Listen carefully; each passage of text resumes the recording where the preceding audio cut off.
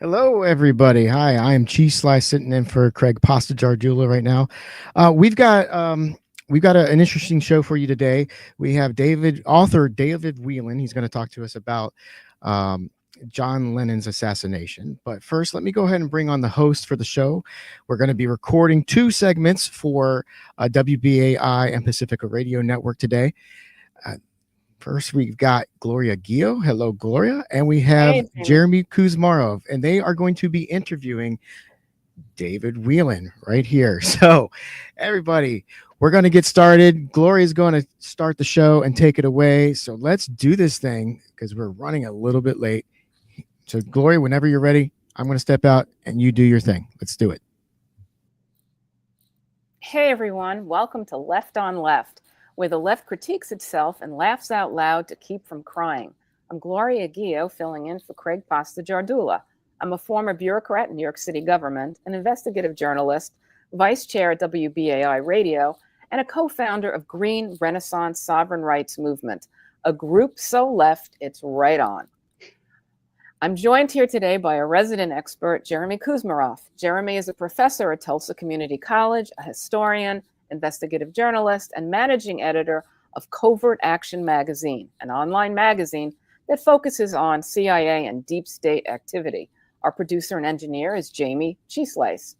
The opinions you hear are our own and not those of WBAI, the Pacifica Foundation, or the Progressive Radio Network. Yesterday was the 44th anniversary of the death of John Lennon. So also joining us is David Whelan, a British journalist who was the author of a new book, Mind Games: The Assassination of John Lennon. It's published by Orwell Books. Mr. Whelan, thanks so much for joining us. Thanks for having me. Thanks. Before we get into the assassination and its cover-up, can you tell us and provide a brief overview to younger viewers about who John Lennon was and why his death in 1980 was significant as far as the political trajectory of the US and Western world? Big question, Gloria. Big question. Okay, Thank I'll try and sum up. I think most people will know John Lennon as the leader and I would say founder of the Beatles, probably the greatest rock and pop band of all time. Certainly pushed music into new boundaries, without a doubt. Geniuses, four geniuses, well, maybe three geniuses in Ringo. Don't want to be too harsh on Ringo. So you got Paul McCartney and George Harrison were also in the group. When the group broke up in 1970, John started seeing someone. We saw her a couple of years earlier, a new woman, his second wife to be, Yoko Ono, who's a sort of radical artist.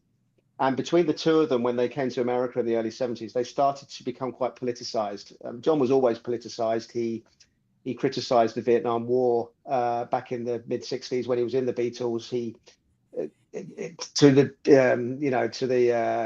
dismay of many people in the South in America, from a sort of Christian perspective, he came out of a quote saying that he thought the Beatles were bigger than Jesus, which didn't go down very well. And there was lots of Nazi-esque Beatles burning sessions in the South where people were burning Beatles records on bonfires. So, John was a guy who knew how to upset people, and he was not frightened to speak his mind. And he was always a kind of seeker, a man who was looking for new information.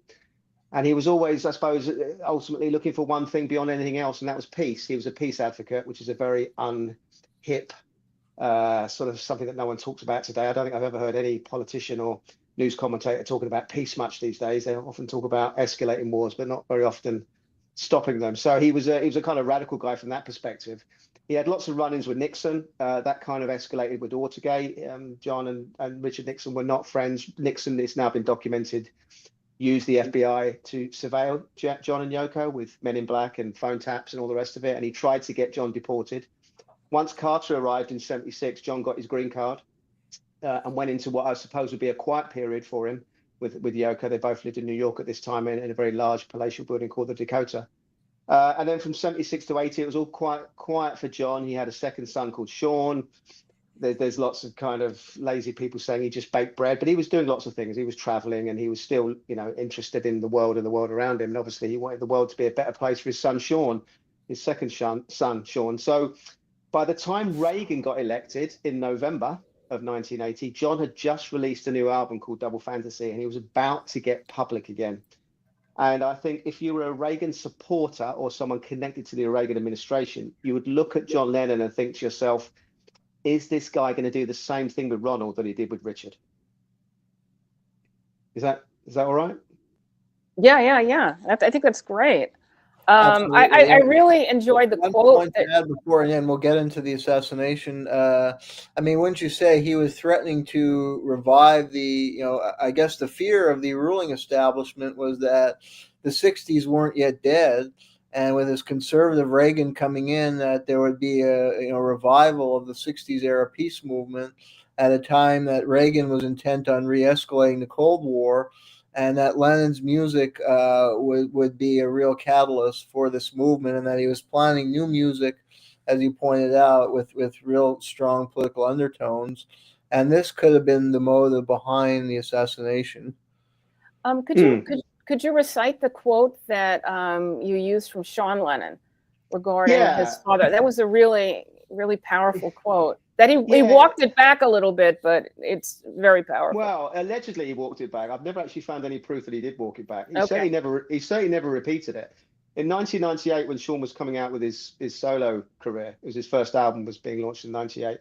He said something along the lines of that if you think that Mark Chapman was alone and killed my dad, as a lone nut, you must be crazy, because revolutionaries like my father are always taken out by the authorities. So that was quite an incendiary remark. And Sean has never really commented on the assassination since. And I think that's probably due to respect for his mother, who he loves very much and has always supported 100%, as you'd expect. So I suspect when Yoko eventually goes, and she's in her early 90s now, so I think when she does eventually pass, I think things might change with Sean, and I think he might start looking into the murder and the assassination of his father a little bit more closely. I'd be very surprised if a lot of the stuff that I've discovered in the last 4 years, Sean Lennon has not discovered for himself. And I'm fairly certain that Yoko saw more on that infamous night on the 8th of December 1980 when John was assassinated than she's let on. I think she's been quite clever not to lay down a marker, because she was a much reviled woman back in the day. She was always tainted as the woman who broke up the Beatles when she started seeing John in the late 60s. Obviously, there's a lot of people who disliked her for misogynistic reasons. And she's a very divisive character. She's certainly not my favorite person in the world, but I should state right from the off here, there's no actual evidence that she was behind her husband's assassination.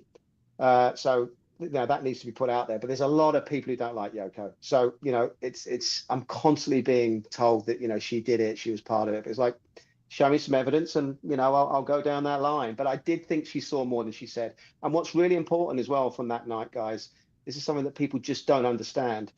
Everybody says that Yoko was the main witness, and of course she should have been. They both exited the limo that night and walked into the Dakota driveway down a long driveway that's arched, and their entrance into their building was at the very far right, into a little porch vestibule area that then led it some stairs into the lobby of their building. Yoko was ahead of John, allegedly, and John was behind her. So you would have thought once gunfire sort of, rang out in that archway, in that driveway, which allegedly was from Mark Chapman, the other person that was on the scene with the doorman. We'll get into him shortly. So there was 4 people there: the doorman, Yoko Ono, John Lennon, and Mark Chapman. And once gunfire rang out, you'd expect Yoko would have looked around, glanced, done something to sort of see where this gunfire was coming from. But what Yoko has never said in 44 years, which will surprise a lot of people, is that she saw Mark Chapman shoot her husband. She certainly has said that, John said he was shot. Sometimes she said John staggered in and then she realized he was shot. Sometimes she said she was ahead of John. Sometimes she said John was behind her. She gave 5 statements on the night of the murder, and then the day after the murder, in the sort of 48 hours after it happened. They're all a little bit different, and they're all a little bit vague, and they're all a little bit undefined. Now, PTSD could come into this. She heard and saw a horrific thing. So I think with regards to Yoko, there are more questions to be asked, without doubt. But the people that I think are most likely behind the grooming of Mark Chapman, which is what I believe happened to Mark, I think he was groomed to be there. I don't think these kind of people have had absolutely anything to do with Yoko Ono. They couldn't be more worlds apart. So if she was involved, I think it was from a kind of, I'm too frightened to say what I saw because I want to keep my my life and I want to keep my son safe, or I'm not quite sure what I saw, because there's a lot of evidence that once gunfire did ring out in that driveway, and Mark Chapman allegedly hit John, and we'll get into that in a moment. She ran to the back of the driveway, and there was a gate there, and there was a courtyard beyond this gate, and that courtyard had a fountain, and it was a sort of big, wide public space within the building. And I think that's where she ran to. She was seen by a witness after gunfire in that courtyard screaming. So I think that's where she headed to. And why wouldn't you? If you hear gunfire behind you, you're gonna run for safety. She knew that courtyard very well.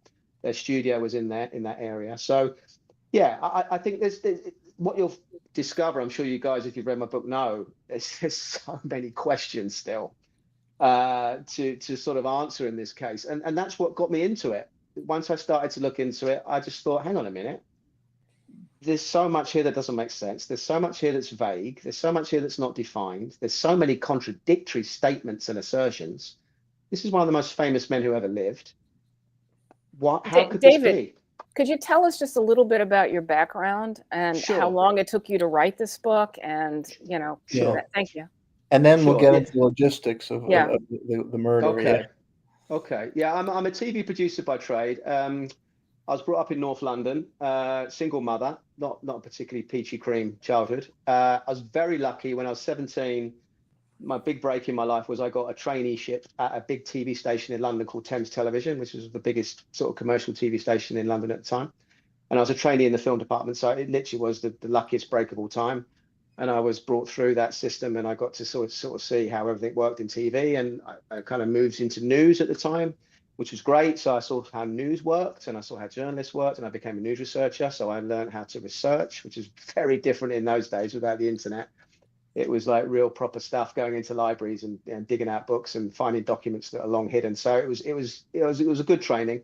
I moved into sport. Then mainly I did a lot of high-end sports stuff for FIFA and big stuff like that, because I just love sport. And then what happened is, guys, I ended up in 2020 after lots of sort of independent production work, like most people in lockdown, at a bit of a loose end, but kind of enjoying it. I've got to be honest, the first few weeks, I hated lockdown after the first few weeks, but the first few weeks I thought, this is good. I can park everything and not feel guilty about reading books, listening to music, watching films, because I've got this work ethic where if I'm not working 24/7, I'm always feel guilty. It's an Irish thing. I've got Irish background. They always do that to you. But it's a Catholic thing as well. But so that was nice. And I was listening to a radio station called Black Op Radio. I'm sure you guys know it. It's a very famous JFK assassination podcast, brilliant podcast by Leonard Sanek. And I was listening to that in lockdown, spring 2020. And somebody mentioned on this podcast, I'm so glad I was listening that day, that the Dakota doorman, Jose Padermo, was possibly a Operation 40 Bay of Pigs CIA operative. And a sharpshooter, right? And a sharpshooter. I thought, well, this is just, how did I not hear all this? This is like, how does this pass me by? Because I wasn't that interested in the JFK assassination, the Lennon assassination. For most people, for 40 years, up until 2020, I thought, crazy guy did it, lone nut, bit suspicious, don't like that lone nut phrase, but hey, he read a book, there's something about catching the rhyme, whatever. He said he did it, so nothing to look at. It wasn't like JFK where it's just so obvious the guy was shot in the front. But the film's there for us all to see. So it's kind of, I just went home and started to look into Jose Padermo. I went to this guy, and I found out. Took me a while, but I found out that he wasn't Operation 40 Bay of Pigs Padermo. So that was the first red herring that I discovered, and there was many more to come. And this started in 2020, and 10 pages of research turned into 100 pages of research, turned into 300 pages of research, and everything changed for me. It became a very serious project, and this project where I felt there was a sort of duty for me to carry it through was when I spoke to the chief surgeon who operated on John, the real chief surgeon who operated on John. Many fake, false guys claim to do it for their own ego, but the real guy was a surgeon called Dr. Halloran. And when I spoke to him, I was expecting Dr. Halloran to say what the official narrative would expect him to say, and the official narrative is quite clear, and we should get to this. When John followed Yoko into that driveway, John passed Mark Chapman, who was standing by the sidewalk next to the doorman's gold booth and the gates. John was kind of 20 feet down the driveway, very near the vestibule by all accounts. Mark Chapman then allegedly gets a gun out and starts to fire into John's back. Now, what Mark Chapman has always consistently said is he shot 5 bullets from a .38 revolver, hollow point bullets. And 4 of those bullets hit John in the back. That's what Marcus always said for 44 years, never changed his story. Sometimes the official narrative now says there was 2 in the back, 2 in the shoulder, but it's always in the back. So, and John then, Mark doesn't know what happened to John after that, by the way. Mark can never say weirdly what then happened to the guy he just shot. But the official narrative then says John walked into the building, went up some steps, went into a lobby, went into a front office, spoke to a concierge, and then ran into a back office and collapsed. Incredible feat for a guy with 4 big holes in him, but we'll get to that in a moment. So when I spoke to the chief surgeon, who actually the real one who treated John, I said to him, "So where in the back, Dr. Halloran, was John shot? You know, in all innocence, that's where I thought John was shot." And he said he wasn't shot in the back. He was shot in the front. And I just remembered it was like a kind of Jaws, Roy Schneider moment where everything just went into crazy focus. And I do remember thinking this could potentially be life-changing bit of information here, because my investigation at that point was building up steam. I'd no belief I was going to find something out of seismic as a kind of JFK-esque front and back debate about where he was shot. So once I got that information, it just went into overdrive. Wow. Now, the doorman was standing in front of him, right? And I just want to say I'm a New Yorker. Okay. And you know, I've had many a doorman and woman, and I don't think any of them were sharpshooters. No, the doorman didn't do it. The doorman wasn't Bay of Pigs, Jose Padoma. He's a Cuban guy. Okay. He started working there in '69. Okay, so John didn't actually start living there for a couple of years after that. So for him to actually have some sort of psychic powers to think, if I start working here, a famous guy in 2 years' time is going to come and live here, and then I can plan a murder and be part of it 8 years further down the line. It's just ridiculous. You know, I know a fair bit about Dakota Jose. He's got 3 children. I know when he came to the US, he started working in restaurants. He didn't do it. He's not that guy. He didn't do it. He's not the shooter. He's not the shooter. Well, he might be. He might be the shooter, actually. I don't think he is, because of, I'll tell you in a minute why I don't think he is. But he's not that. He's not the guy that everyone says he is. He's not the Bay of Pigs Operation 40 leader who was a CIA assassin. Because if he was that guy, he clearly did do it. Obviously, that guy would have been very much in place to be an assassin, because he was an assassin. But no, that's not who that guy was. Padoma, we don't really know where he is, Gloria. And I'll tell you why we don't know where he is, because every single witness statement from that night has been pretty much released now, sometimes through FOIs, but it's taken a while for it all to come out. Some have still been buried. There's some that I found. I got hold of the lead detective's notebooks, and there was some witness statements in there that had been concealed and buried. So I pulled them out, which was great. But the one that's not been officially released, and the one that wasn't in the detective's notebooks, was the doorman, Jose Perdomo. For some reason, the DA's office and the NYPD do not want to release Jose Perdomo's witness statements. And you've got to ask yourself the question, guys, why is that? He apparently was there. He was standing nearby. Why doesn't the main guy tell the world what he saw through the statements that we know? I spoke to DA Kim Hogreff. He confirmed to me, yep, Jose came down and gave us some statements. And I spoke to lots of cops at the 20th precinct, and they all said, yep, the doorman came that night and gave some statements.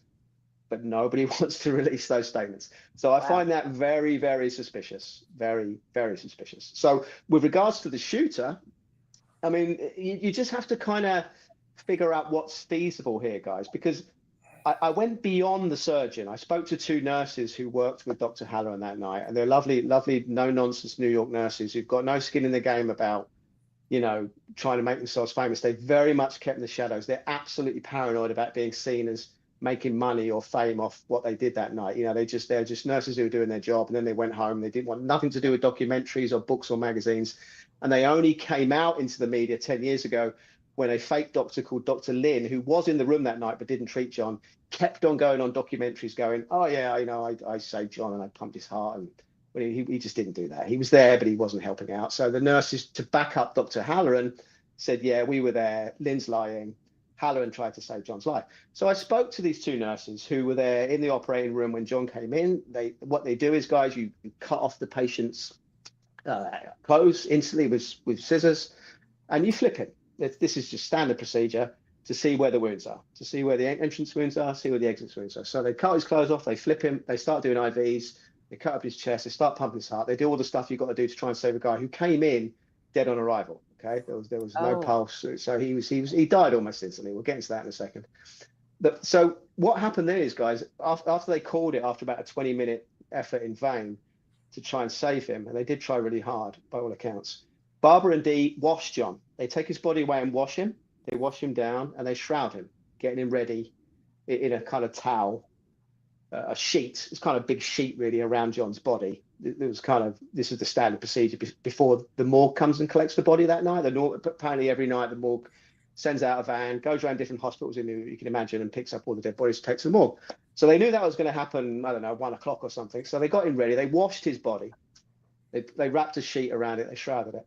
And then what's a really strange thing, so obviously they got a really good close look, guys, at his wounds. And they said unequivocally what Dr. Halloran said. There were 4 bullets in the upper left chest, with 3 passing out from his upper left back.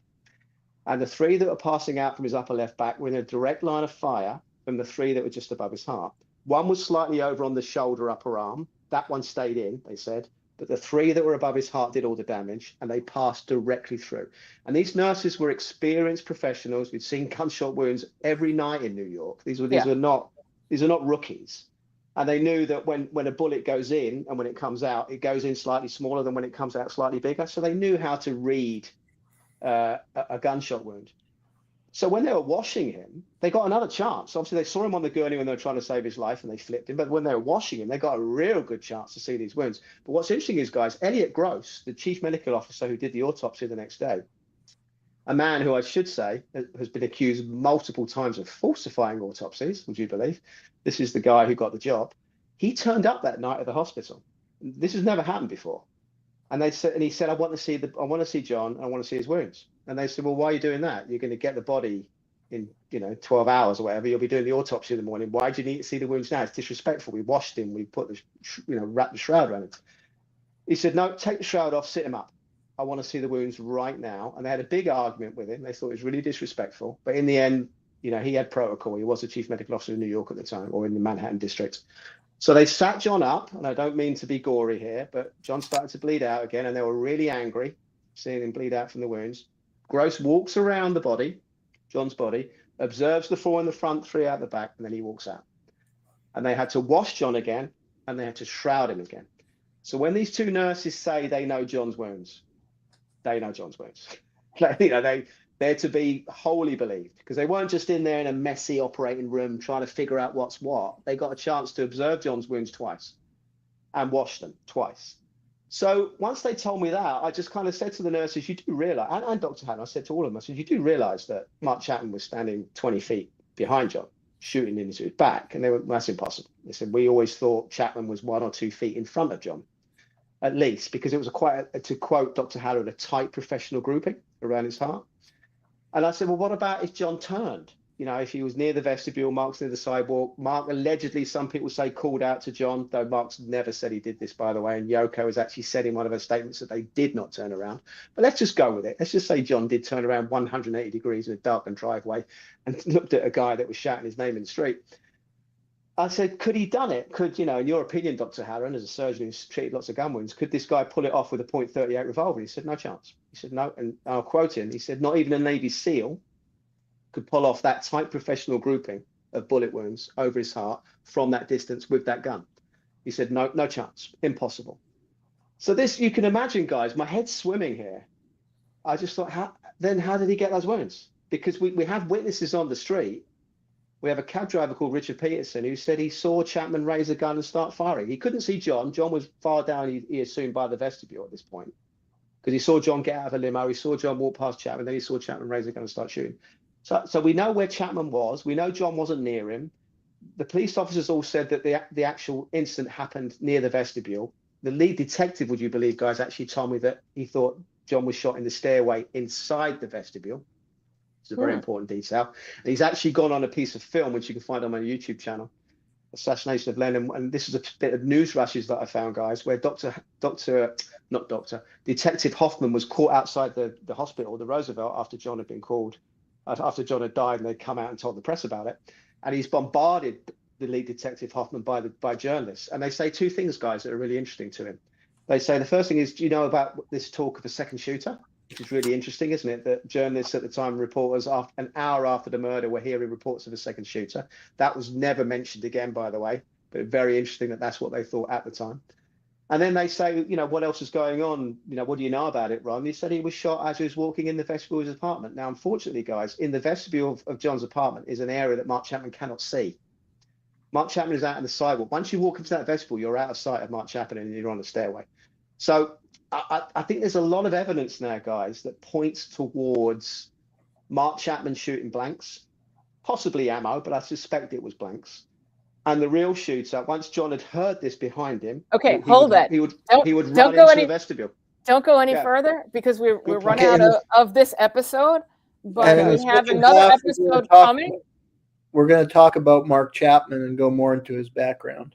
Perfect. Yeah. There's so much to get into. So just hold off, and let me just thank you. And that wraps up our show for today. This is Left on Left. I'm Gloria Guillo, joined by Professor Jayme Kuzmarov and David Whelan, and we are going to continue in our next episode with really interesting details on the assassination of John Lennon, a major peace activist and extraordinarily talented musician, songwriter. So thank you so much, and we'll see you soon.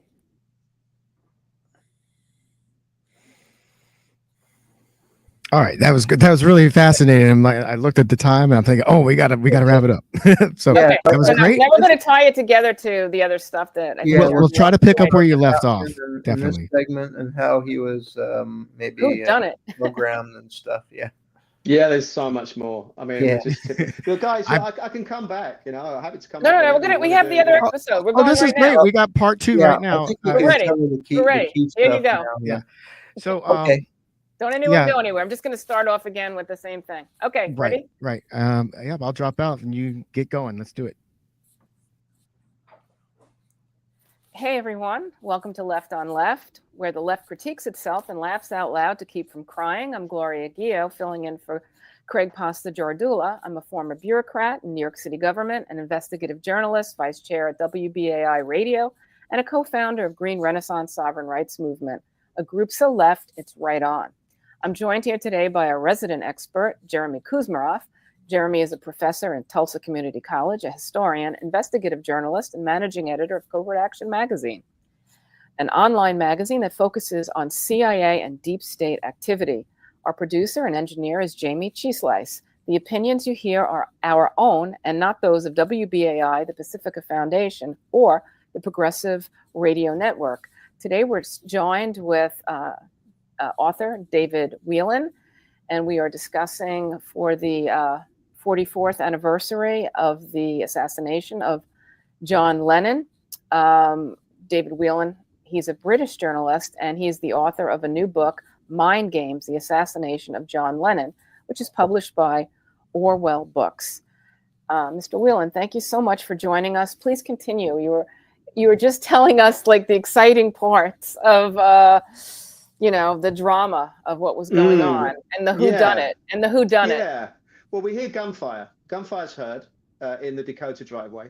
Chapman thinks he shot John in the back, though all medical evidence now points to the fact that John was shot in the front.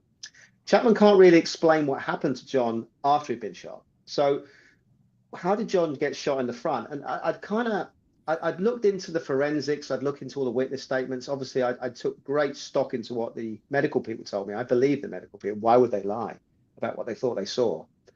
So I thought the only real kind of scenario here, once you talk to the lead detective who thinks that John was shot on the stairway and actually told news people that he was shot in the vestibule on the night of the murder. And that's, you can see the very few photographs of the police investigating the scene on the night. It's all cordoned around that vestibule, which is like a kind of glass door porch area, very small area, but you have to pull it open to get into it.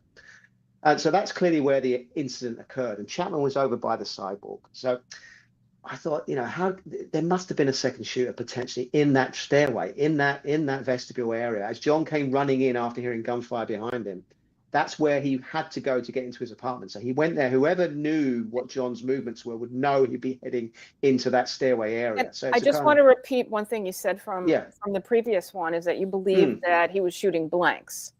Yeah, I think it's possible. We don't know for sure. And I'll tell you why we don't know for sure, Gloria. I've got all the evidence vouchers from the night. As you know, I spoke to the lead detective and I got all his paperwork and his notebooks.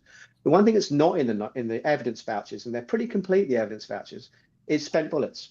No spent bullets, which is odd when you think there would be something that they would be go looking for on the night of the murder. Where I do find evidence of bullets, though, Gloria, is in the morgue receipt, which I've got from John. And that came from the medical people at the CMO's office, that somehow the lead detective got hold of this morgue receipt. And what it says quite clearly on the morgue receipt is there was one hollow point bullet in John, and allegedly Mark was using hollow point bullets, which, by the way, shouldn't pass through a victim, by the way, but we know 3 did, 1 didn't, so that's odd. But also in the morgue receipt is a non-hollow point bullet. So you've got 2 different bullet types in John Lennon's body in this morgue receipt. You also got a photographer in the 80s called Brad Trent, who took a picture of the gun that Chapman allegedly used. And next to the gun are 2 bullets that were in with a little envelope next to the gun. And these 2 bullets are a hollow point bullet and a non-hollow point bullet, spent. So we know for sure that there was 2 different types of ammo found in John, which is highly suspicious. But what's interesting, guys, is the official narrative now wants us to believe that John's shot in the back. We know he was shot in the front, but let's go with it. He opens up the vestibule door, goes upstairs, goes through 2 officers, collapses face down. But when I spoke to the surgeon and the nurses, I said, what do you think happened to John once he got shot? They said, oh, without a doubt, with those wounds, he would have died instantly. He said, you're dropping straight away. You know, there were catastrophic wounds. His left subclavian artery was completely blown away above his heart. He had no room down it, no movement down his left would have gone instantly. Other arteries around his heart were blown away. His heart, strangely, was intact, didn't actually hit the heart, but everything that was going into the heart was mush, to use their word. And with those kind of wounds, you know, we all seen that horrific, you know, shooting of that guy, the medical guy in New York just a few days ago. I think if you notice when you see the actual footage of that guy getting shot, the first time he gets hit, he goes down. When you see the guy, the bodyguard that was next to Ronald Reagan a couple of months later in 1981, who gets shot with 1 bullet, this is a massive bodyguard, guys. He goes down. You go down when you get hit with a bullet, especially one that passes right through your body and goes near a vital organ like a heart. John had 4. John had 4 major holes in his body. So you've got to ask yourself the question, guys, and this might be something for another day, because I know Jeremy wants to get into Mark Chapman's background. You've got to ask yourself the question, how did he get from that stairway? How did he get from, which is, I'm pretty certain where he was shot in the front, how did he get from there with these catastrophic wounds that would have killed him almost instantly into a back office face down, which is where all the cops found him? And I've spoken to all the cops who found him, and they've all confirmed that, yes, he was in a back office far away from the driveway, far away from the stairway, face down on a rug. And why would you leave someone face down on a rug? I mean, I'm no medical expert, but I think we all know that you put someone on their side so they can breathe.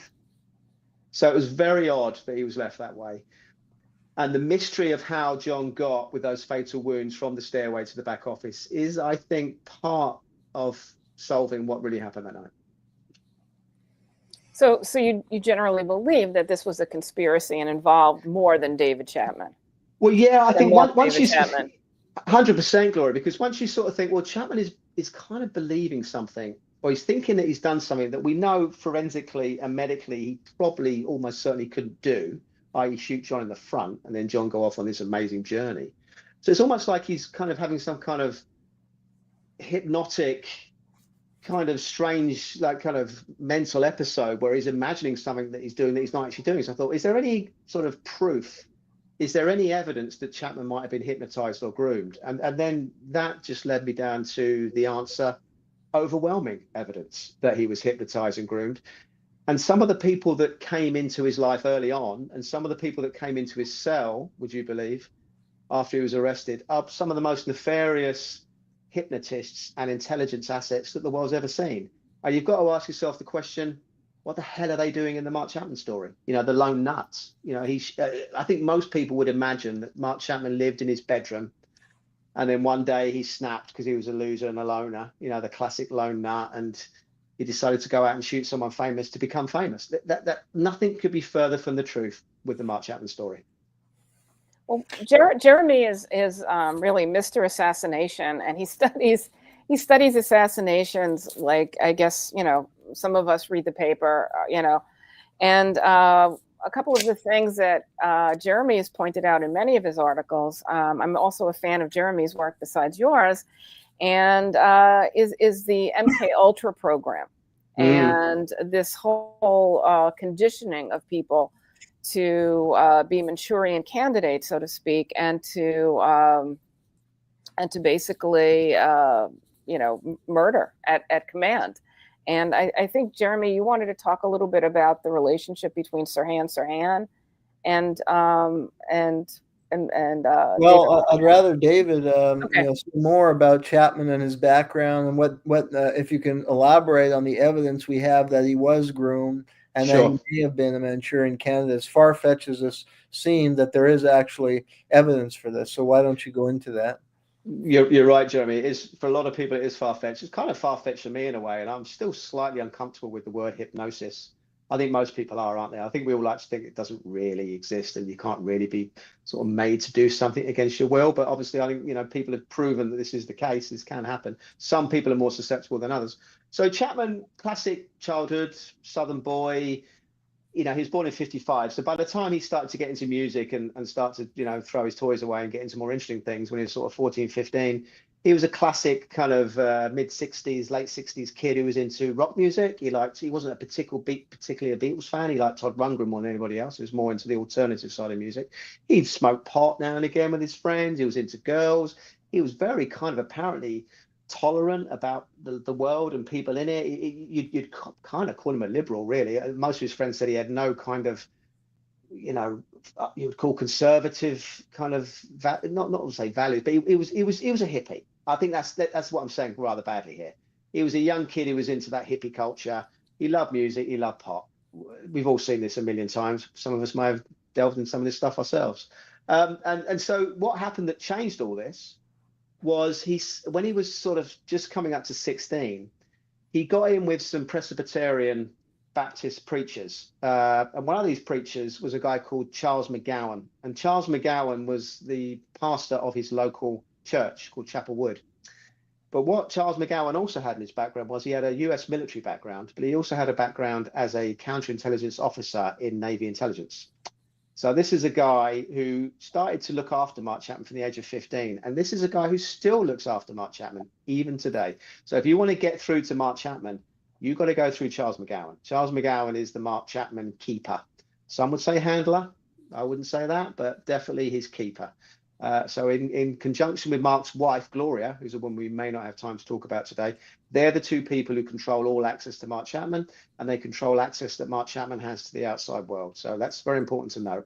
Charles McGowan sent Mark Chapman when he was 16 to a hypnotist preacher called Fred Krause, who was one of these kind of charismatic guys who was doing lots of exorcisms and talking in tongues and basically making Mark out to believe that he was possessed by demons. I believe this was a very purposeful kind of program they were beginning to put Mark through to make him feel that he was some kind of Christian soldier that had to fight demons. And people started to see Mark becoming far more right-wing at this point, far less tolerant. All his kind of hippie values were beginning to go out the window. And he became basically a born-again evangelical Christian. The next thing that's very suspicious is he started to work for the YMCA, which is obviously an organization that has documented funding from the CIA, but I'm sure that's just a coincidence. And they decided to send Mark to the Lebanon, to the Beirut in 75, which was at the time having a civil war, not a place that you would send a meek, mild Christian to. Mark apparently recorded warfare outside his hotel room. He recorded gunfire. He brought tapes of all this kind of warfare and violence back to his Baptist friends, his Baptist circle, his preachers, his pastors who were looking after him. And he actually played it to his girlfriend at the time, Jessica Blankenship's father, a guy called Harold Blankenship, who set up the Presbyterian Church of America, which is a sort of slightly less tolerant version of the Presbyterian religion or denomination. So this is the kind of people that were surrounding Mark Chapman. And Harold Blankenship actually boasted to the New York journalist Craig Unger that he gave Chapman the first idea to want to kill Lennon. So these are the kind of intolerant, I would call them far-right Christians who are circling and grooming Mark Chapman to go to Beirut and to kind of become, as one hypnotist said in Hawaii, an avenging angel for Christ, almost like a kind of Christian jihadi, it seemed to me. This was the kind of the path he was being set on. So the next thing... Excuse me, Jayme. You've written on the CIA's infiltration into religious groups to carry that out was some believed that MK the Ultra objectives, because at the time the CIA was, being cracked down on, and a lot of the things that were being done in hospital situations were being halted, and they needed another way of doing this, because you've written about a few different cults. Well, I did find that, yeah. Richard Offshee wrote an article about this, that because the MK Ultra was exposed under the Church Committee hearings, and it was officially stopped. However, it is believed that it was carried out after 1975 through religious cults, and the Jonestown cults. There's suspicion that that was one very suspicious cult. That I won't go into all the detail now, but I did an article about that people can consult at Covert Action. So that would seem to fit potentially with what David's describing. So that's interesting. Yeah. Sorry, Gloria. Yeah. The next thing he did was, after that, he was sent to a Vietnamese refugee camp in Arkansas, working for the YMCA. This is where another red herring turns up, guys. World Vision were there placing Vietnamese orphans into Christian homes. That was World Vision's job at this camp called Fort Chaffee. And what people have done is they've kind of done their research rather poorly, and saw that World Vision had connections to the George Bush family. And they through the guy who set up World Vision, who was a friend of the Bush family, and they think, George Bush must have been grooming Mark Chapman. Mark Chapman wasn't working for World Vision at Fort Chaffee; he was working for the YMCA. He was surrounded by some very strange guys while he was there. A guy called David Moore, who I believe was a bit of a handler, another Christian handler. And Moore was the guy who said to Chapman after Fort Chaffee, "You need to go to Hawaii because it's just a lovely place to be, Mark. You need to go there and see if you can find yourself out there and find some work." Before Mark went to Hawaii, though, he spent a year with a guy who was totally unsuited to being a friend of Mark Chapman, a guy called Dana Reeves, who was a kind of Rambo, aggressive, gun-toting guy that everybody who knew Mark, Christian Mark at the time, were like, what the hell is Mark doing with this guy? He's just so not a Mark Chapman friend. But Mark was always enthralled to this guy, and his personality changed whenever Dana Reeves was around. And Dana Reeves is the guy who allegedly gave Mark Chapman his hollow point bullets a few weeks before Mark allegedly shot John Lennon. So Dana's a big part in the Mark Chapman story, but always is kind of dark presence in the background. So anyway, Mark goes to Hawaii. Could you just explain the difference between the hollow point bullet and the non-hollow point bullet to people who are not really familiar with that? Really important, because obviously two different types of bullets were found in John, a hollow and non-hollow, as we spoke about in the last show. A hollow point bullet is a bullet that's designed, it's hollow, so when it actually hits somebody, it breaks up inside them, and it kind of causes more damage internally. The NYPD used to like using it, would you believe, because if they shot a perpetrator, the bullet wouldn't pass through the perpetrator and then hit an innocent bystander. So they were often used by the NYPD and other police forces in America at the time. A non-hollow point bullet, normally it doesn't mushroom out. It's not hollow. It's a solid lead bullet, and it normally, if there's nothing really hard inside a body, it normally passes through a body. So for 3 non-hollow point bullets to pass through John, as we know it did, according to medical testimony that night, that's rather suspicious, because that's not what they're supposed to do. So the doctors and nurses who were working on Jonathan Roosevelt, they didn't see any bullets, because obviously 3 had passed through. The one that was stuck in his arm was not the one upper arm that they were concerned about. They were more concerned about the ones that were near his heart. So it wasn't their job to go looking for bullets, and they certainly didn't find any on the gurney, JFK-esque style. So yeah, that's an important distinction. But moving on to the Hawaii part of his life, this is where things get really sinister, guys. Mark allegedly commits suicide. Some stories say he did it twice. Some say he did it once. I think he did it twice, but for some reason they want to just say it was once. He ends up in a Seventh-day Adventist hospital called Castle Memorial in Hawaii. And the Seventh-day Adventists, we should point out, guys, are an outfit that back in the Korean War offered up some of their followers as guinea pigs for the American military, who they were conscientious objectors who didn't want to fight. And the Seventh-day Adventists said, well, okay, we understand how you're upset about that, Mr. Military, but how about you experiment some biological weapon stuff on our guys, and they'll do that in the sort of the service of Christ in the U.S. military. So this is who the Seventh-day Adventists are. So they've got a very unhealthy relationship with the U.S. military and the military-industrial complex. So Chapman ends up in one of their hospitals, just recently conveniently set up to have a new psychiatric unit. How convenient, as Mark Chapman wanders into the door. And for a long time, we didn't really know what went on in Castle Memorial Hospital, but now we do know what went on, because a whistleblower, a psychiatric guy who worked there called Barnett Salzman, who was a lieutenant commander in the Navy in the Vietnam War. So this was no flaky guy. This was a serious guy who became a psychiatrist after the war. He said after John Lennon's murder, he was working at Castle Memorial at the same time Chapman was there. He didn't work on Chapman, but he knew the guy who did work on Chapman. And this was a doctor called Dr. Ram Ghasahani. And I've had that confirmed now through an interview. Dr. Mealy, the guy who ran the hospital, Dennis Mealy, said that Ghasahani has admitted now that Ghasahani worked on Chapman. So we know we've got this as a fact now. And Ghasahani was accused by Barnett Salzman, who worked at the same hospital with Ghasahani, of using hypno-programmed drugs such as Thorazine and Haldol, which are two drugs that are often used in MK Ultra, have been documented to be used in MK Ultra experiments. And he was using these drugs on patients in mind programming, what's the phrase? I think Salzman said now, how did he put it? Mind control programs. That's exactly how Salzman accused Ghasahani and Castle Memorial of working on Chapman. And for Ghasahani doing this at the time when he complained about it in '79, they sacked him. They sacked him. Castle Memorial sacked Salzman. Salzman didn't forget this. And after the murder, he came out and said, look, this is the stuff they were doing on Chapman. So you've actually got evidence now of mind control drugs and programs being used on Mark Chapman while he was at Castle Memorial under the care of the Seventh-day Adventist Hospital.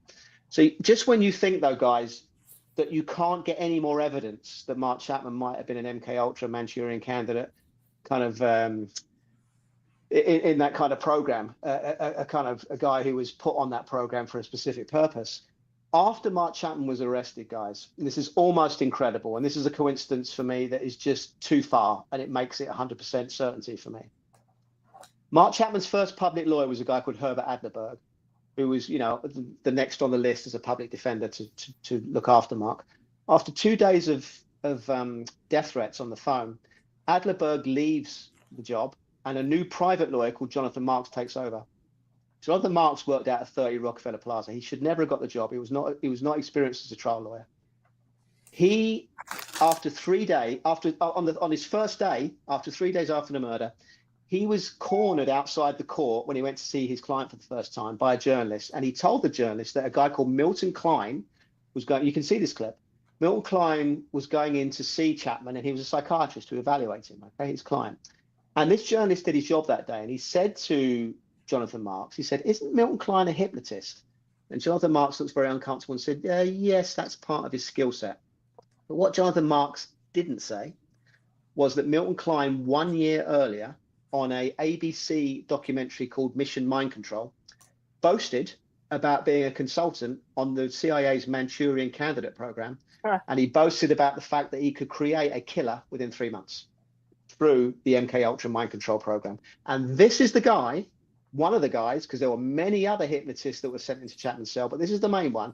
This is a guy that was allowed to walk into Mark Chapman's cell, guys, and close the door behind him and have Mark Chapman all to himself. And they even got, would you believe, guys, a guy called Bernard Diamond, who was from California. They flew him all the way from California. And this is the psychiatrist / hypnotist who was treating Siran back in '68. Isn't that a lovely bit of continuity? They also got another guy in called Richard Bloom, who was a hypnotist who had military backgrounds.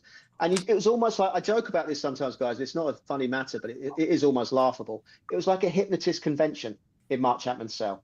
And they all had him to themselves. The door was closed and they could do whatever they liked to him. And it's a long story, but in the end, guys, what happened is after 5 months of who knows what they were doing to him, Chapman decides that God wants him to plead guilty. It was a little bit more complicated than that, and we can go into it. I believe Milton Klein actually put this idea into Chapman's head.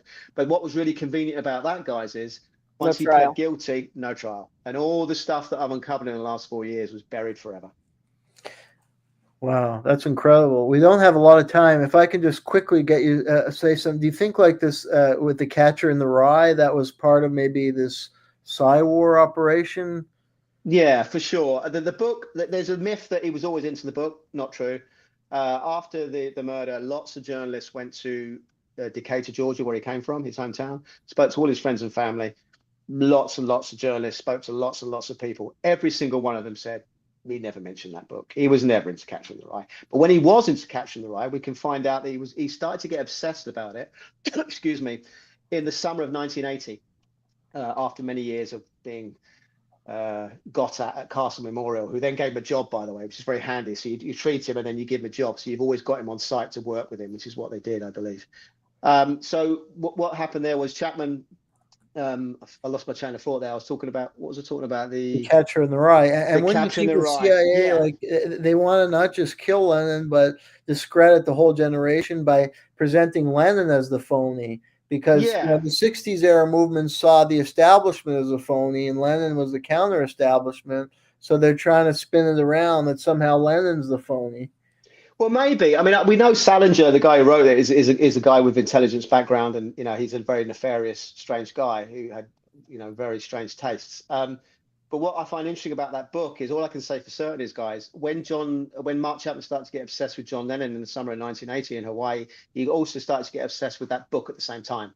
And what seems to be happening here is they were using the book to fuse into Mark's mind that John Lennon was a phony and that Mark was somehow connected to this book, and that he had to use this book to kind of deal with the phony John Lennon. And then what happened is on the morning of the murder, Mark actually left his hotel room, left a display there, would you believe, guys? What he also left in his hotel room, which the DA's office and the NYPD covered up, by the way, guys, is he left lots of unidentified pills. And some of those pills were red pills. And interestingly, guys, Thorazine is a red pill. I'm sure the NYPD and DA's office weren't covering that up. I'm sure it was just an oversight that they forgot to tell the world that these pills were in this room. But anyway, what he did was, after leaving those pills and that strange display, is he went off to a bookshop to buy The Catcher in the Rye. And I believe that was part of his programming, Jeremy. The Catcher in the Rye book was something that they were using to trigger him, for sure. Yeah. We know after he dropped his gun and his gun was kicked down the driveway by this Jose Padermo Dorman, he got the book out and started reading it, and he said all the words were jumbling. I don't believe Mark Chapman was meant to stay on the scene. I believe he was meant to run. Jose Padermo asked Chapman to run. A secondary witness who came onto the scene heard Padermo say to Chapman, "The cops are going to be here in 20 minutes. You better get out of here." Now, that's not what a security doorman should be doing. He should be, arresting this guy or trying to hold him till the cops arrive. But no, Padermo wanted Chapman to run. So Dakota Jose is a very nefarious guy. He doesn't need to be Bay of Pigs, Op 40 Padermo to be a dodgy guy. So yeah, I think to answer your question, Jeremy, Catcher was certainly, I think, part of the programming. It certainly was something that arrived in Mark Chapman's life at the exact same time that his obsession to kill John Lennon was put into his brain. There was one other really interesting detail about Chapman getting in the show. Yeah, we will. But I just wanted to say this one other detail where Chapman had seen Lennon and gotten an autograph on the album. Could you tell us just a little bit of that quickly? Yeah. This is part of the Mark Chapman was a Beatles Lennon obsessive BS. He was never a Beatles or Lennon obsessive. That's a complete lie. He actually went to lunch that day with a couple of bona fide Beatles obsessives, Jerry and Jude, who always sort of camped outside the Dakota to get a glimpse of their hero, John Lennon. They went to lunch with Chapman, and I've got both of their statements, which have been buried, of course, in Ron Hoffman's notebooks, lead detective's notebooks. And they gave two separate interviews, so they weren't, coordinating here. And they both said the same thing. He knew nothing about the Beatles. He was completely clueless about the Beatles. In fact, he was absolutely clueless that John Lennon had released an album 10 days earlier, Double Fantasy. He didn't even know. He knew there was a single. He kind of knew that Starting Over was out. He had no idea the album was out. And it was Jerry and Jude who put the idea into Mark to get the album and to go and get it signed. And wouldn't that be great if, you see John? So he went off after lunch, bought the album, came back, and then a guy called Paul Goresh, a very strange, nefarious guy, basically a Lennon stalker who has been reinvented as a Lennon superfan friend, complete BS. He was a stalker, and he was a professional photographer who sold Lennon pictures for money. So this is not a pleasant guy, Paul Goresh. Paul Goresh just happened to be there at the right time to get the famous picture that we've all seen with John getting his album signed. But it wasn't an obsessive fan, and I just think it was slightly convenient for history to have a guy like Paul Goresh there just at the right time to take that picture, which just nails the kind of Mark Chapman was there, and he did it kind of myth. But Paul Goresh is a very odd guy. He hung around he was the Lennon obsessive stalker that everyone says Chapman was. In fact, that was Paul Goresh. And Paul Goresh actually had in his evidence, in the evidence vouchers, he handed in spare copies of Double Fantasy. So you've got to kind of ask yourself, guys, did he have a kind of a bunch of albums there to get signed to sell, or did he have a Double Fantasy album there to get Chapman to get it signed because he wanted to get that famous picture, which made Paul Goresh a lot of money and helped the official narrative? So that whole picture signing is probably what it seems on the surface, for sure. It was just a famous moment that got caught, luckily, by chance. But I just think those kind of coincidences are a little bit suspicious. So I think, yeah, there's definitely more information that needs to be uncovered about Paul Goresh. Well, Absolutely. Well, we need to wrap up. Yeah, I was just going to Our say. viewers will read the book Mind Games: The Assassination of John Lennon, and it's been absolutely fascinating talking with you. Yeah. Thank you, guys. Love to do it again. Thank you so much. This is Left on Left. I'm Gloria Guillo. I'm joined here with Professor Jayme Kuzmarov. Remember to donate and share our broadcast. Your kind support keeps us going. Thanks for tuning in. And again, a big thank you to author David Whelan for joining us today to discuss his fantastic book, Mind Games: The Assassination of John Lennon, published by Orwell Books. Thank you. Thank you. Thanks, guys. Nice to see you again. Thanks a lot, David. All the best. Oh, all right. We're still live, by the way. We're still live. We're still live. Okay. I feel like we could probably do a part 3, but I don't know if that was on the. Oh, there's more. There's much more. Yeah, I'm happy to come back, guys. Yeah, that's really fascinating. So all that is in the book, or there's a few new things? Yeah, there's a few new things. I mean, we could talk about the new things maybe next time.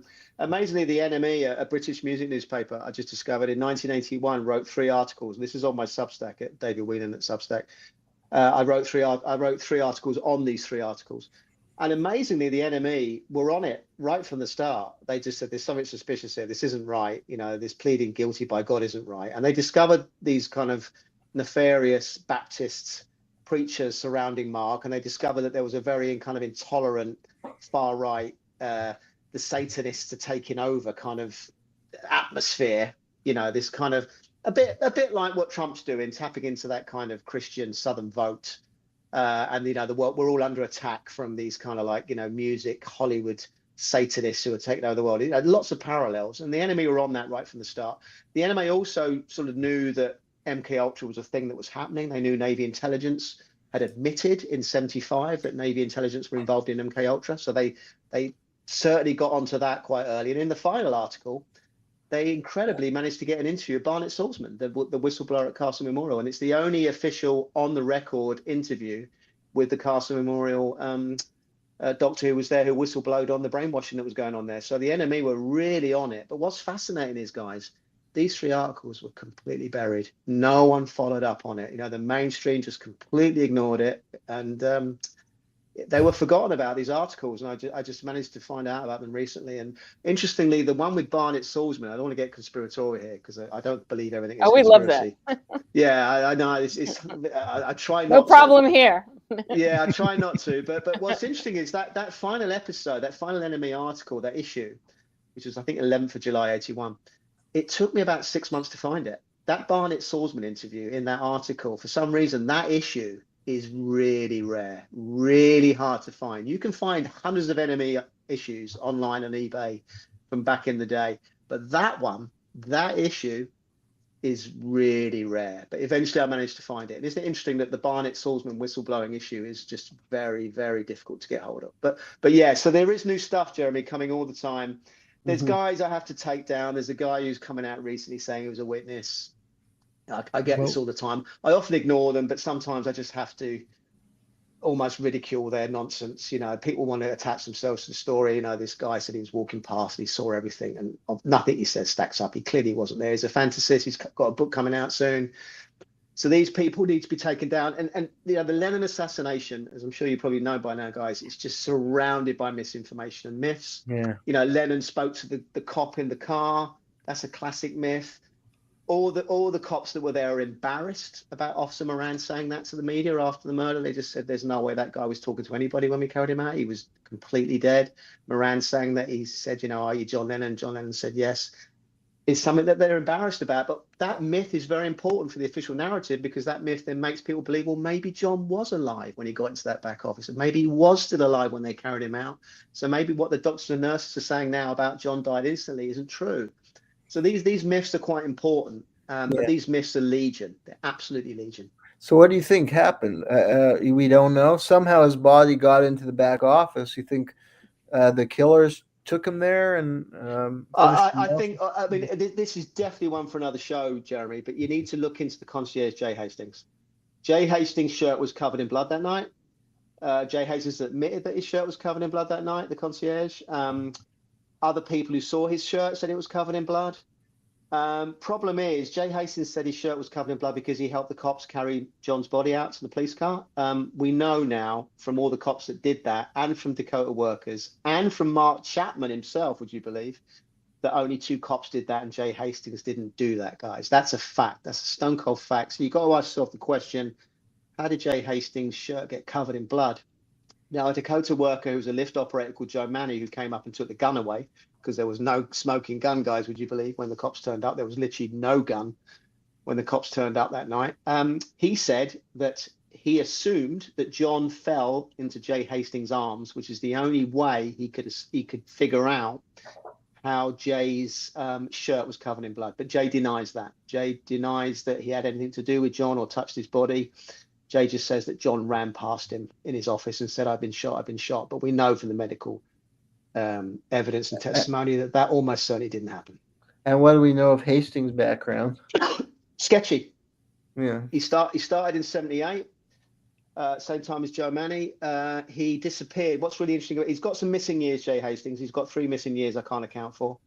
What we do know is, though, that he disappeared from the Dakota 7 days after the murder. He just literally left very quickly. He told me he left because they sacked him for being late. I cannot believe they would do that after he witnessed what he saw.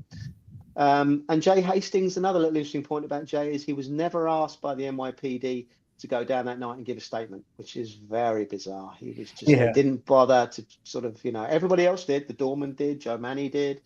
This dog walker called Nina Rosen did. Lots of people went down the station that night who were even secondary witnesses. But Jay Hastings was a witness If who he's heard covered in blood and they didn't ask for covered in blood, and they didn't ask him to come unbelievable. down and give a statement. So yeah, we don't have an official NYPD statement for Jay Hastings. So yeah, Jay's got some questions to answer.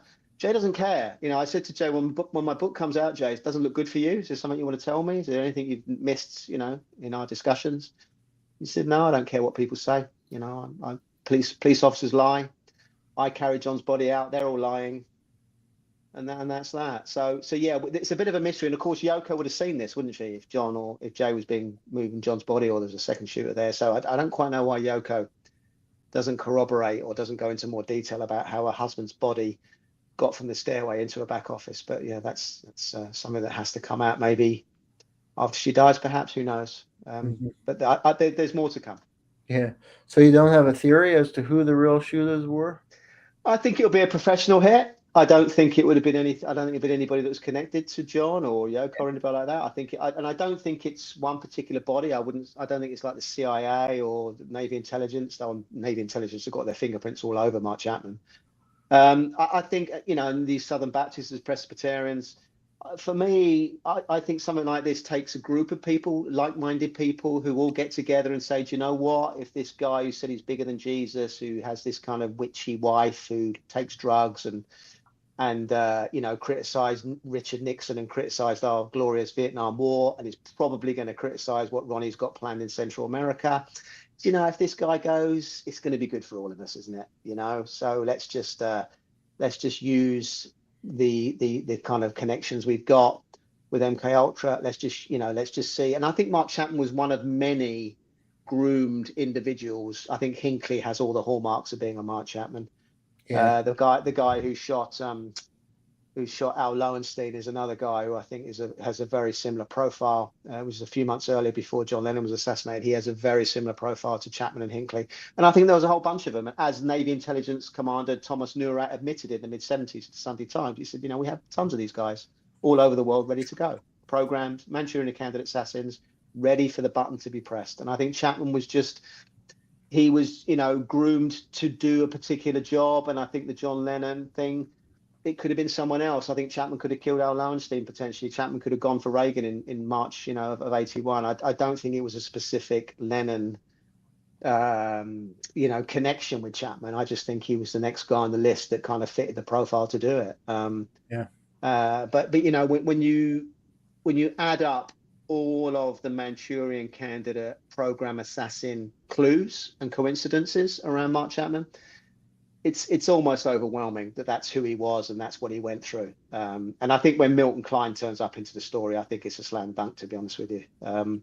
You just don't get a guy like that turning up in Mark Chapman's cell as a coincidence. There were thousands of psychiatrics guys who could have come in and done that assessment, but they send in good old Manchurian Candidate consultant Milton Klein. I just don't buy that as a coincidence. And Jonathan Marks, the lawyer, he wrote the book, The Search for the Manchurian Candidate. But that may have been what Gloria, we talked about last week, a limited hangout. It kind of exposed MK Ultra, but it left out some of the really dark stuff. Well, that's actually a different John Marks. Chapman's lawyer, Jonathan Marks, was a different. No, that wasn't the guy who wrote that. But what's interesting, the last thing I'll say, guys, so I've got to go, so I've got to do another show. But the last thing I'll say is Jonathan Marks had an assistant called David Suggs, and this is how I think they got the CIA guys into Chapman's cell. And that assistant, David Suggs, worked in another law firm in the same building that Marks worked out of, called 30 Rockefeller Plaza, and that company was called Donovan, Newton, Irvin and Leisure that Suggs worked for. And Suggs went to work for Jonathan Marks, Chapman's lawyer, and Suggs, obviously coming from Donovan, Newton, Irvin and Leisure, was a link from the CIA to Marks and Chapman's defense, because Donovan, Newton, Irvin and Leisure guys, which is almost ridiculous how big this coincidence is, was set up by Wild Bill Donovan, the founder of the CIA. And that law firm was a CIA law firm that even had William Colby at one time working for them. So is that a coincidence? Wild Bill Donovan. A lot of coincidences there. Have you That's checked what they out? say. Are you a conspiracy theorist? No, I'm a coincidence theorist. Have you checked out Tavistock? Yeah, Tavistock for me is another one of those.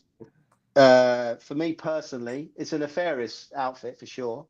I don't think they do kids parties in there.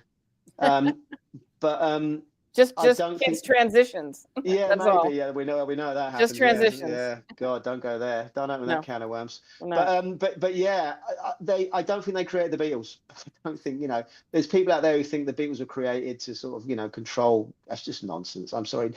The guys in white coats at Tavistock didn't write I Am the Walrus. Sorry, that's just not how it. For me, that's not how these things happen. I know geeks who used to work in white coats, and they don't write great songs, as far as I'm concerned.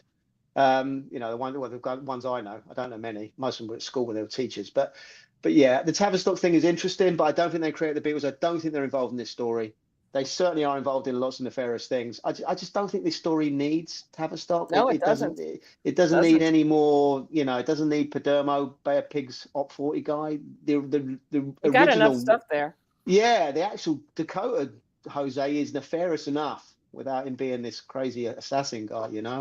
And it's difficult because this terrain there's a guy called Steve Lightfoot who came out in the 90s and said Stephen King killed John Lennon, and he got a lot of media. A lot of people still say to me, I suppose you think Stephen King's involved. So when you lay out these crazy things, Paul is dead and all this stuff, it just makes serious investigations into these kind of areas more difficult, because you get bunched in with the Stephen King did it, guys. I think that might be one of the techniques that's used. It's just to flood information so that you can bury the lead, bury the story, and discredit the entire thing. Yeah. So I think it is a technique. I think you're right. I think Steve Lightfoot is a guy who has issues. He said he thought he was getting signals and secret messages in newspapers telling him that Stephen King did it. That's serious. That's a serious mental problem. I think the problem, getting to your point, Gloria, which is why I think you're correct, is I think Steve Lightfoot is what he appears to be. But I think where it gets nefarious is when he's promoted in the media in lots of different areas, and he's given lots of interviews and radio interviews. Somebody like him is easy to dismiss, whereas your research is really very thorough and professional. and it's very Yeah. difficult to dismiss. So Thank they'll you. probably just ignore it. But Yeah, and they have a lot. I, Mainstream have I was ignored it. kind of surprised that you didn't have a history as a historian. That this is, it's Well, really, you became a historian I did, yeah. And I want to say as like kind of an investigative journalist. You became a historian on John Lennon, well, thank you. I really and then appreciate you saying that, Gloria. and then an advocate for his memory and the Oh, that's truth kind of of you. this. Well, that's really kind of you to say that, Gloria. And I want to say to anyone out there who doesn't like me have a history qualification. I don't have many qualifications at school. My school was a disaster. My school was indifferent to me, and I was indifferent to my school. But I always knew it was a Catholic thing run by crazy monks and nuns. It was maybe a book, maybe it's another book. But what I'm trying to say is, in a bad way, is I only got English qualifications and religion. Would you believe that was another thing that I excelled in at school? But I didn't get. I had a first level education. I didn't go to university and get a degree or anything. So what I'm trying to say to people out there who have a similar background, you don't need to be an historian. You don't need to have degrees. You don't need to go to great, universities and colleges to do this kind of work. You just need to have a passion for it, The and you heart, just need to, the heart. just follow it through. Just do it for the right reasons, and try and do it as good as you can, and don't listen to people who say you can't do it, because I did, and it's hard. It's really hard. It's really dark. Sometimes you don't sleep well at night. But if you've got that kind of passion for it, and you want to get the truth out there, and you need to have a thick skin. I've been called a lot of horrible names and horrible. The Beatles community, pretty much 99% of it still can't handle this and call me a crazy conspiracy theorist. Surprise, surprise. So you need to get through all that, but ultimately it is rewarding. It's definitely rewarding work. And I think it's I think it's inspiring. Well, you've I done a think great you lead. service because I you've think you lead really, an example. Thank through you. your research, you've really, helped better inform people about this. Thank you, guys. And I think No, I more people appreciate that. may take up the investigation and Oh, more I hope so. understand these nefarious forces at work, as you pointed out, not just in this case, but other assassination and the threat they represent to democracy and human decency. Great. Well, I appreciate those words. Thank I you. used to have a rock band, and I've always really appreciated rock music. And two, actually three people, that just come to. There's so many actual suicides that could be murders, and then you talk about from Audio Slave and Soundgarden, Chris Cornell, and the other. I forgot the other guy who was good friends with him. Who they Yeah, and both. Bob Marley is a bit strange, isn't it? Bob Marley. There's so many. Really, really.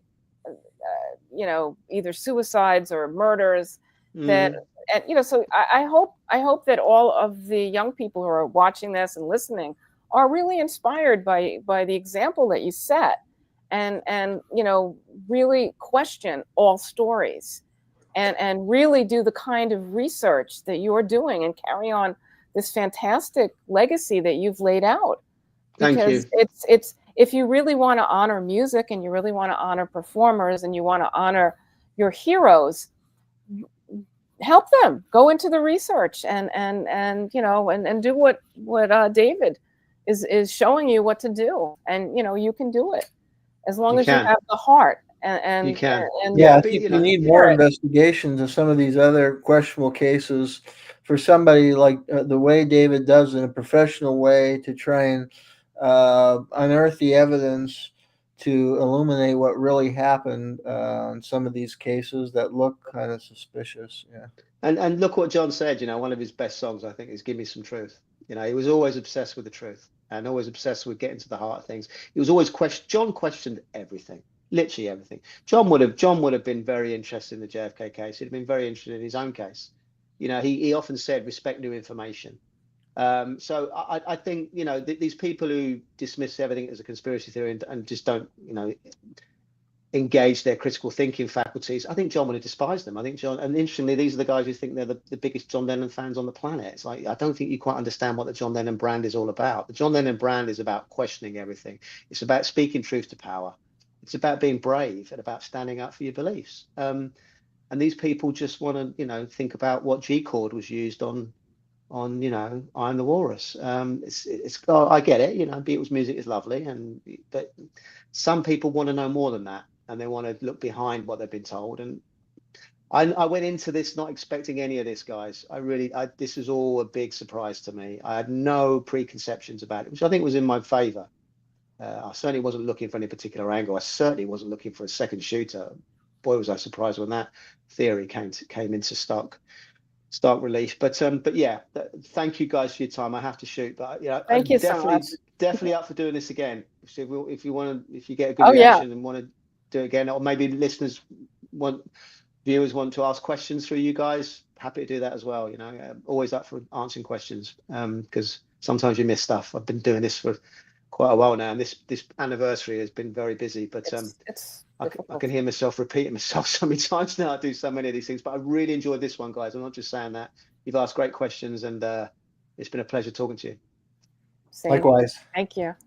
Thank you for joining us. We'll be in touch. See you guys. Cheers, all the best. Thank you.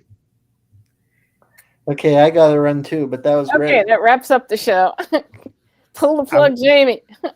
Oh, we got enough for a third episode, so I'm gonna massage. No, I'm gonna email the radio station and ask them how. Oh yeah, we can run the third one on another date. Yeah, so why don't you compile a third episode, and we may run it, if not next week, the week after or the week after. There'll be a week where we have something light. So let's run the third episode then. Are you good with that, David? It'll be an honor to come back. Love talking to you guys. Absolutely. Right. Oh, that would be so wonderful. Thank you so much. Thanks, guys. All the best. Okay. Take care. See ya.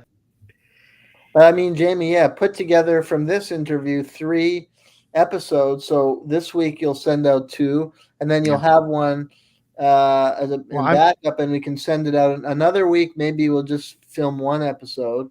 So that'll be the second segment. I'll hit up the radio station and ask them. Let's discuss our strategies, not on live. Okay.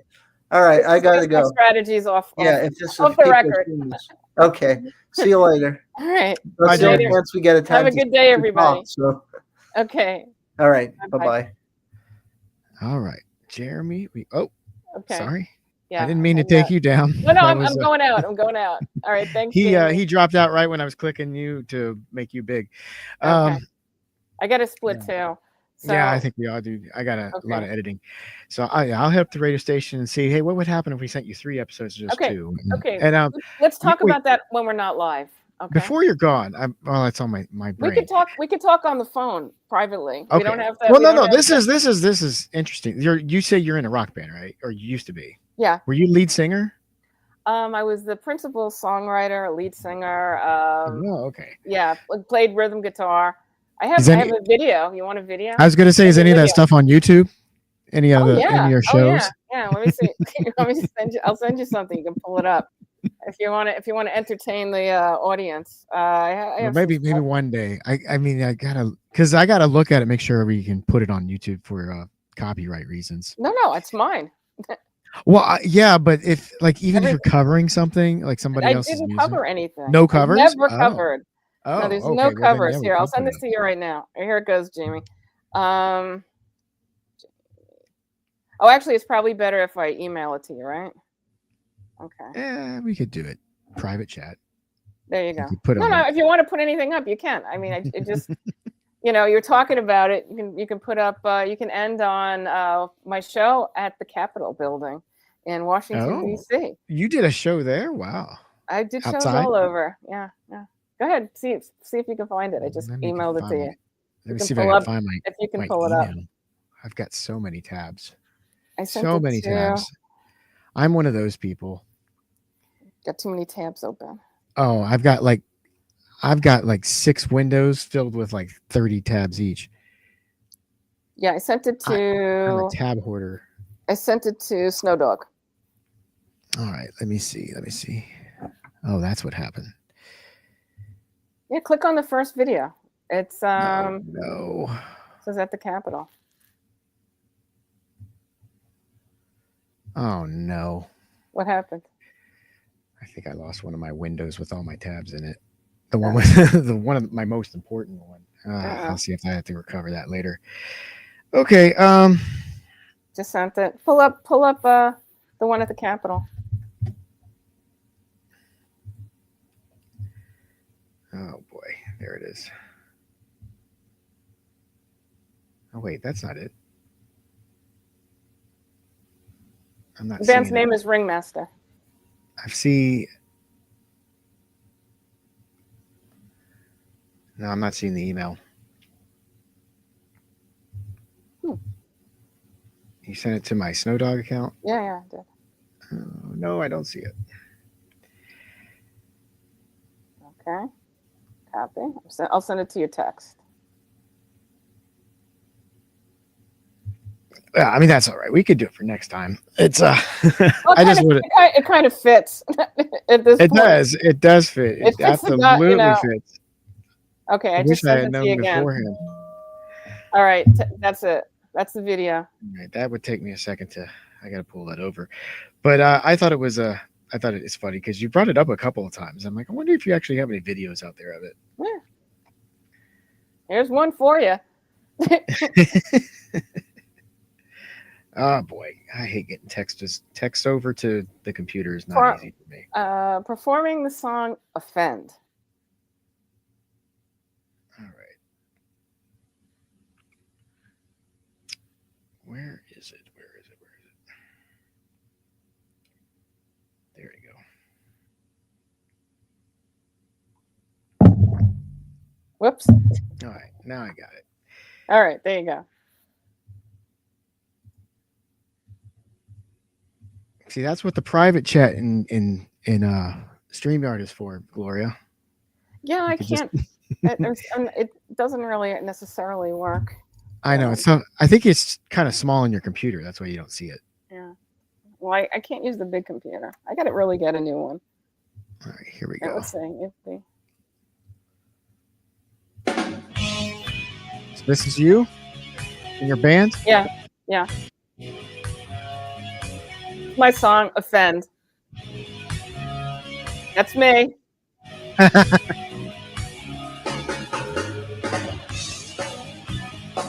Capital. So when was this? Like 10 years ago? Yeah. And this was right before 9/11. Like a month before 9/11. Oh wow! Wow. Let us pretend system is just don't Is that a Nixon mask? No, the Bush mask. Oh, that's Bush. Before he got gray. Oh, okay, I see it. Yeah.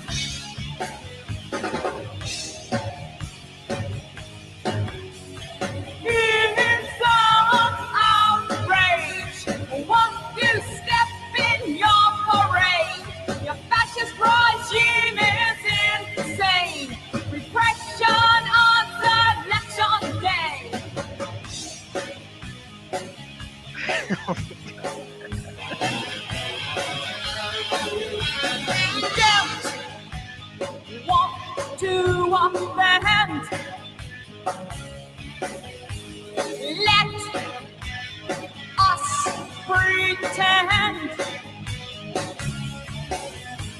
system is just don't abandon your trust.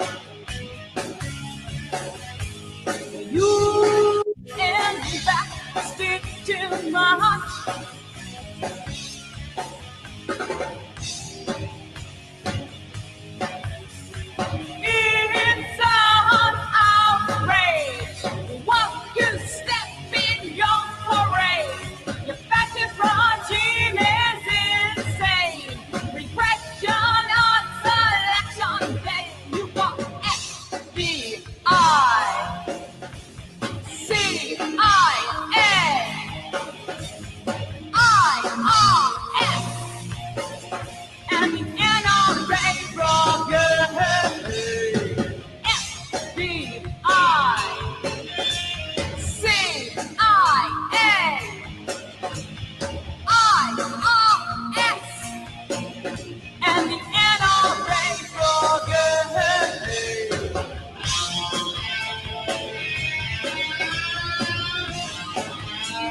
And this is before 9/11, Yep.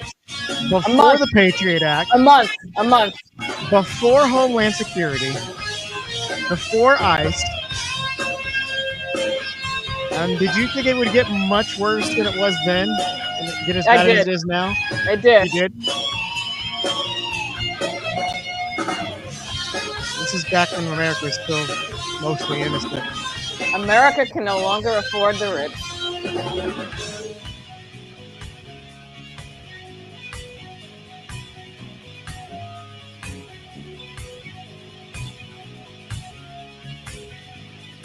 Pretty good sound I wasn't quality. too angry, huh?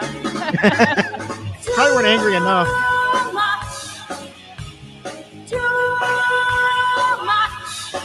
Well, I want to offend, don't want to pretend. You know the system's on top. Better abandon your trust. You ain't invested enough. Offend, offend, offend, offend, offend, offend, offend.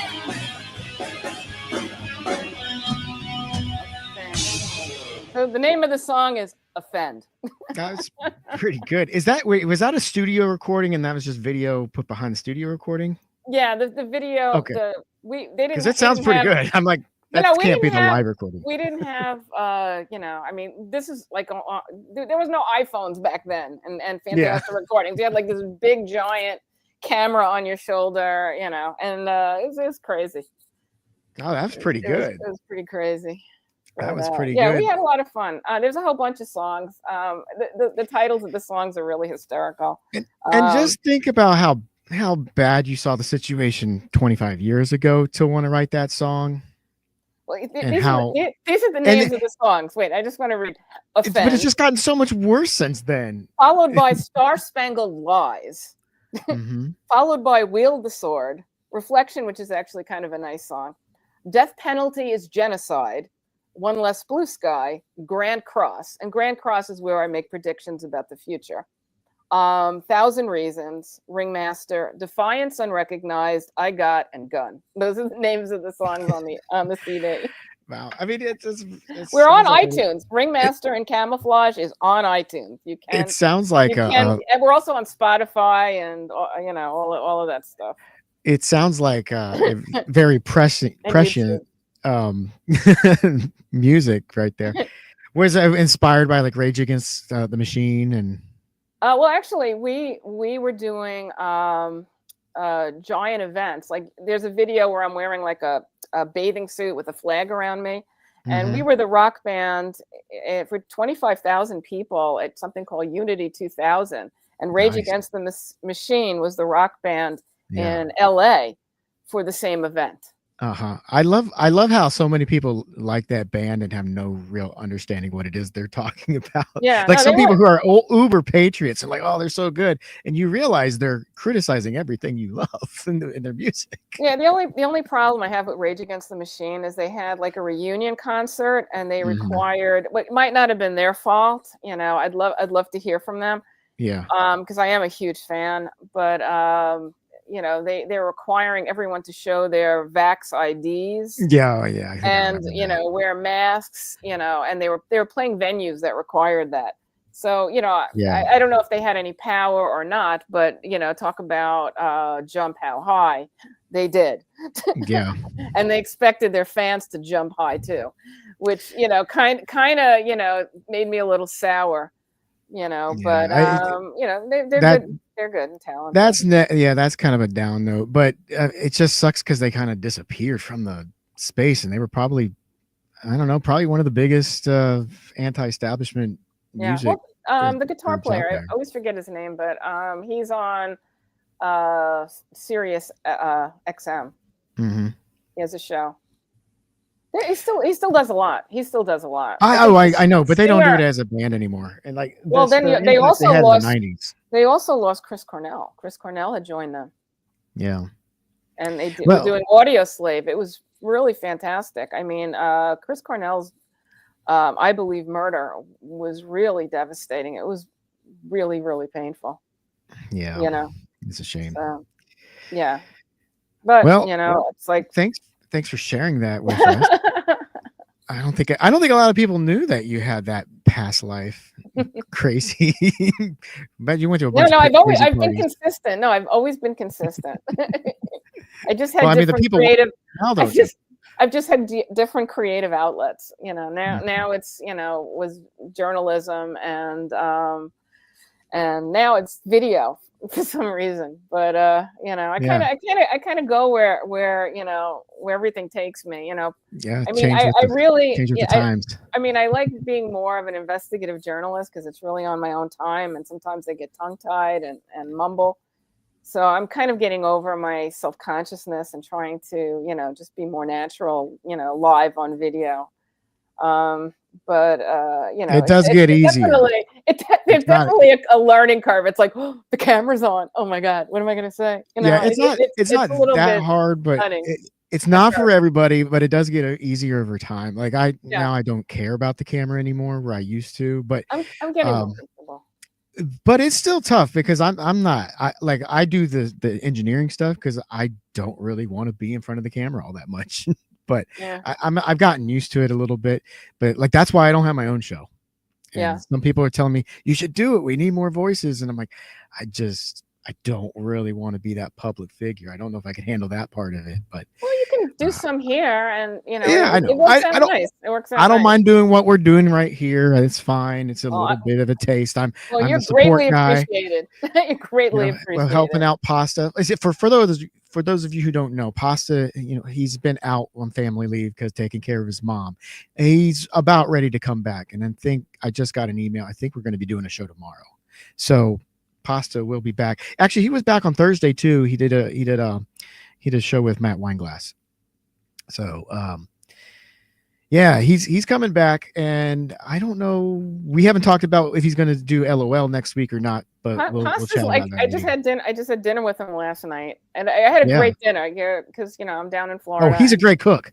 Well, no, he didn't cook. He took me to like 2 restaurants. Oh. We had lunch, and then we went for dinner. Oh, and yeah. He really he's cooked for you, right?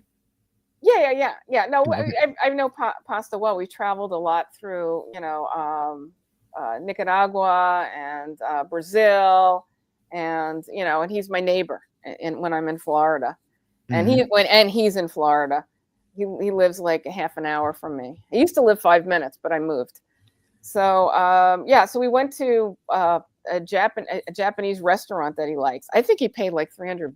He has really, he has really good taste in food, but I think he's like a gambler with food. I mean, it's like, yes, that's, he can afford like, a modest dinner, but his taste buds are like, 5-star. Yes. So we had, I don't know, we had these, he'll also turn like small, like, 2-star ingredients into like a 4-star meal. He knows what. He ordered these scallops that were like smoked, and I thought they were like, the kind of prices I pay. I am so cheap, I really me too. A meal for me is very cheap. It's like, oh, okay, it's $20, and then if I have a drink before I leave, it's like less. Then I only need to have 1 drink when I'm there. I'm very, very conservative when it comes to spending money because I have to be, to be honest. But Pasta should be conservative, okay? But once he gets in, he's like a gambler, gone wild. Yeah. It's like, okay, there's the casino. I'm reaching for the big money here, And when he gets into a restaurant, it's like, okay, I want the delicacy. He loves. Well, that's food. why when he did this show, he wanted to do politics and food. He wanted to do Pasta. I can't remember the name of the guy. Oh, what's the guy? He died, and he used to go around and. I can't remember his name either, but I know who you mean. On his name, he was like one of the inspirations for wanting to do this show. We've done all the politics, but he hasn't focused on the food as much as he's wanted to. Well, maybe when his things straighten out in his life, but he's not in a hurry to come back to LOL. I mean, he's in a hurry to come back to Pasta to Go, but he's not in a hurry to come back to LOL. He's like, do you want to do it for a while? And I don't know. I like it now. I was scared at first. Yeah, I was very scared at first, and I think I'm sucking less. You know, every time I watch the show, I'm like, God, Gloria, you said that. Oh my God, you did that. Well, I mean, You know? I'm able to cut some of that for the radio, so the radio is a lot tighter. Yeah.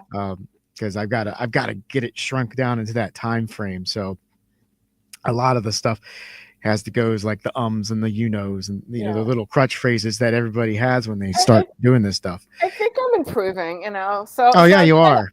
Thank you. So I don't want to Yeah. like can it yet because I'm just starting to, kind of come out a little bit. So I don't mind. But he's like, all right, he's got a lot on his plate. And it was Anthony Bourdain. Anthony that's Bourdain is the name you couldn't think of. Thank you, Hugo. Well, I may be doing some more LOLs, and I'm cool with it. And I hope that the audience forgives me for all my mistakes, and has patience and forgiveness and forgiveness.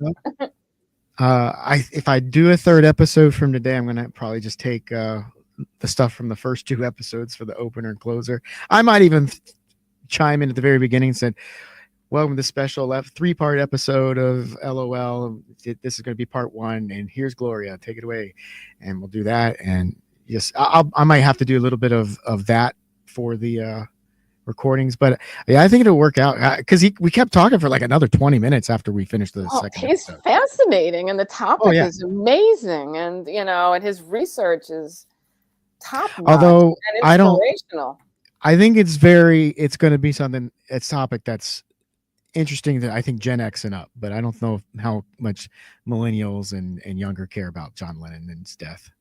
Well, I mean, they like his music, at least I know millennials do, but I don't know because they weren't even born when he died. Yeah, but the point is, they knew Chris Cornell, and they knew, I mean, so many die. It's just, it's even the drug overdoses are weird. I mean, are they really drug overdoses, or are they overdosed? Wasn't a lot of that opioids and fentanyl in the last 10 years anyway? Yeah, but it's I don't know, the whole thing's suspicious, but let me let you go. Yep, you got to go. You got to. I mean, when you ask a performer, show me a video, you can't shut them up. It's like, geez, you found my weak spot. Well, I'm glad you shared it with us. That was fun. Okay. Well, thanks. All right. So we'll see you later. I'll close out the show. I'll see you next week. All right. Bye-bye. Bye. All right, everybody. Thank you for joining Left on Left live recordings. And today was a bit of a special one. We had an interview, which is not the norm. But if you stuck around for the entire 1 hour and 38 minutes now, thank you so much for watching. We're going to talk to Pasta. Maybe I didn't know this, but Gloria said he might not come back for this show. So we'll see about that. I think he's going to be doing a show tomorrow. Stay tuned for that. And anyhow, I'm going to get out of here too. It's time for CheeseSlice to go, and in for Craig Pasta Jardula, Jayme Kuzmarov, and Gloria Guillo. Thanks you for watching. We'll see you next time.